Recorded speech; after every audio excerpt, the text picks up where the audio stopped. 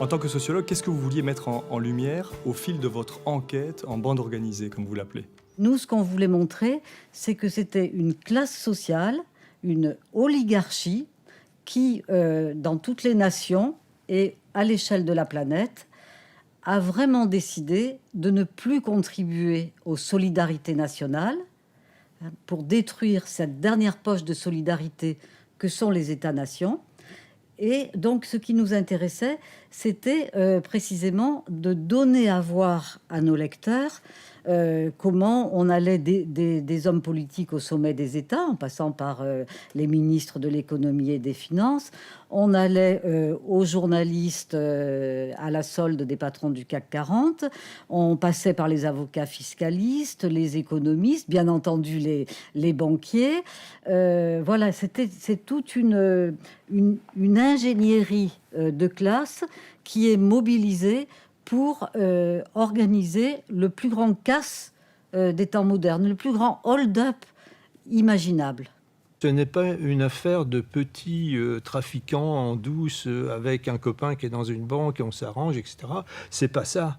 C'est quelque chose qui est à l'échelon mondial, dans tous les pays du monde, des pays même un peu inattendus. Par exemple, les États-Unis c'est même le plus important paradis fiscal au monde, en particulier dans l'État du Delaware, où il y a des immeubles, par exemple, dans cet État du Delaware, qui rassemble 200 000 sociétés inscrites au Delaware et ayant leurs locaux dans ce building. On est dans une situation très périlleuse parce qu'il y a un manque absolu de contrôle des mouvements financiers à l'échelle de la planète.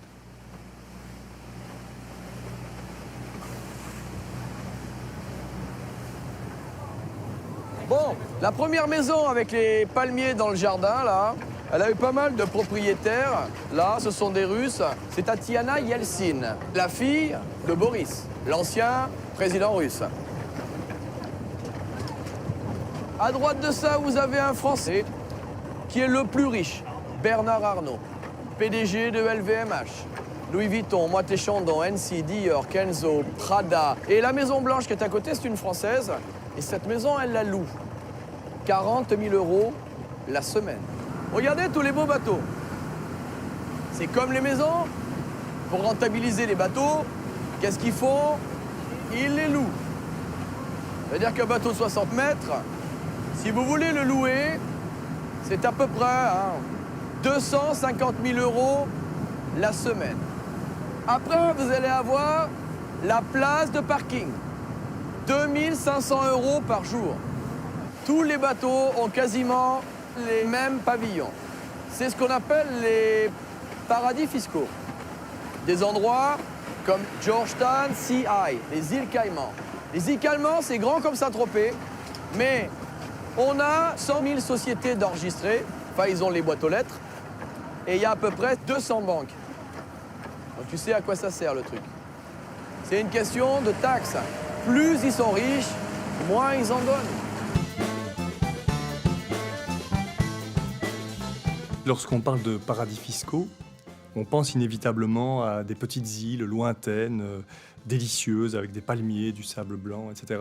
Vous, ce que vous montrez dans votre livre, c'est que les palmiers, ils cachent plutôt une forêt de sapins, français, belges, luxembourgeois, et que la fraude fiscale, elle s'organise plutôt au cœur même de nos États. Ah oui, ça c'est absolument extraordinaire. Qu'on vous donne comme bouc émissaire ces petites îles avec palmiers, sable blanc et belle bleue, alors que c'est fait pour cacher la réalité du cœur nucléaire de la fraude fiscale organisée par cette classe oligarchique à l'échelle de chaque pays et à l'échelle du monde. Parce que qui définit les paradis fiscaux? Ce sont les pays riches, c'est l'OCDE qui fait des listes. Et dans ces listes, comme par hasard, il n'y a jamais le Luxembourg, jamais la Belgique, jamais la Suisse, jamais l'État du Delaware, enfin bref, jamais la City. Voilà, et que ces petites îles, c'est parce que ce sont les pays riches qui définissent les paradis fiscaux. Et donc nous, ce qui a été vraiment la grande découverte de cette enquête, c'est de voir par exemple, en France, avec Bercy, le ministère de l'économie et des finances, qu'on appelle le paquebot parce que Bercy est installé sur la Seine. Et on s'est dit, on va faire une enquête, après la Suisse, on va faire une enquête sur le paquebot de Bercy qui vogue sous pavillon de complaisance avec comme maître d'équipage Emmanuel Macron, tout juste arrivé direct de la banque Rothschild. Et donc là, on a fait vraiment, je crois, quelque chose, en tout cas, qui nous a beaucoup plu à faire, de montrer que l'évasion fiscale était organisée avec la complicité des politiques au plus haut niveau en France. Alors, comment ça se manifeste ? D'une part, ils suppriment des dizaines de milliers de fonctionnaires liés à la fraude fiscale ou à la douane. D'autre part, ils empêchent les inspecteurs des impôts de travailler lorsqu'il s'agit de grandes fortunes. Et enfin, il y a ce qu'on appelle en France le verrou de Bercy, c'est-à-dire le ministre du Budget est le seul qui a la possibilité d'aiguiller certains fraudeurs vers les tribunaux ou bien vers des cellules de repentance. Vous demandez pardon, quelques amendes en prière et les portes des paradis fiscaux vous sont à nouveau ouvertes. Et ce qui est très intéressant dans notre enquête avec Michel, c'est que les petits fraudeurs sont orientés vers les tribunaux, l'audience publique, l'humiliation que représente, la visibilité que représente le tribunal, tandis que les camarades de classe sont orientés vers ces cellules de repentance. Et alors, je conclus en disant, seul le ministre du Budget est le chef de gare, avec cette possibilité d'aiguiller. Mais quand le ministre du Budget s'appelle Jérôme Cahuzac, alors on fait comment ? Donc ça veut dire que le gendarme est à la fois gendarme, mais aussi voleur. Dans ce cas-là, c'est exactement ça. Et donc, il a fallu, dans le cas de Jérôme Cahuzac, qu'il y ait précisément le travail de la presse, d'un lanceur d'alerte, pour que, enfin, alors que c'était quelque chose qui était connu, qu'enfin Jérôme Cahuzac soit confondu dans ce statut bizarre de gendarme et de voleur. C'est quand même assez fort ce que vous avancez, c'est que les ministères des Finances français notamment, mais aussi européens, sont des complices actifs de la grande fraude fiscale. Oui. En 2006, la Belgique a voté une loi qui permet d'exempter les royalties que l'on peut toucher lorsqu'on possède un brevet. Vous avez un brevet, ce brevet génère des royalties. Eh bien, avant, ces royalties étaient taxées au taux de l'impôt des sociétés, c'est-à-dire grosso modo 34%. À partir de cette loi, qu'a fait cette loi ? Elle a exonéré 80% des revenus, donc vous touchez 100 € de royalties, eh bien 80 € sont d'office exonérés de tout impôt et seuls les 20 € qui restent sont taxés au taux habituel.